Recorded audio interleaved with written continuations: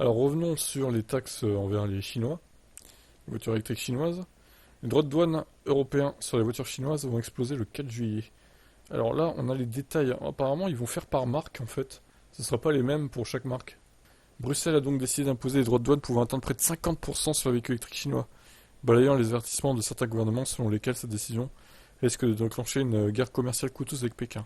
La Commission européenne a informé mercredi les constructeurs automobiles qu'elle appliquerait provisoirement des droits de douane supplémentaires compris entre 17 et 38% sur les véhicules électriques chinois importés à partir de juillet.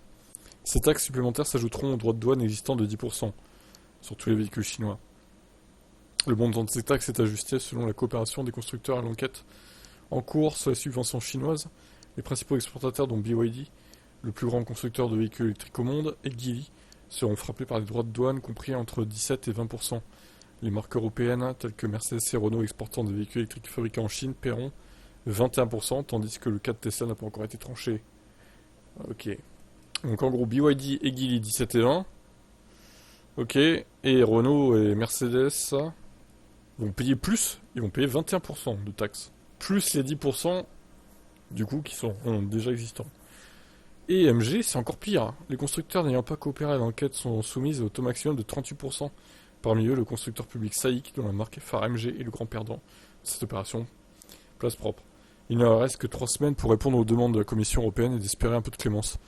Pékin implique déjà un droit de douane de 15% sur les VE européens. Il ne fait aucun doute que la riposte va être sanglante et certainement dépasser le simple cadre de l'automobile. L'Allemagne, la Suède et la Hongrie ont déjà déclaré qu'elles n'approuveraient pas cette décision, craignant des représailles chinoises. La France, qui avait soutenu ces mesures protectionnistes, reste pour le moment silencieuse. Alors ce qui est fou, c'est que la Chine taxait plus de base que les Européens, quoi, de 5% de plus. Et au final, bon bah là, ils se sont bien rattrapés, c'est plus de 2 fois plus. Donc ouais, MG, en gros, la MG4, elle pourrait augmenter de 50% son prix, quoi. Si on... Enfin, non, de 38%, parce que les 10% de taxes sont déjà comptés, du coup.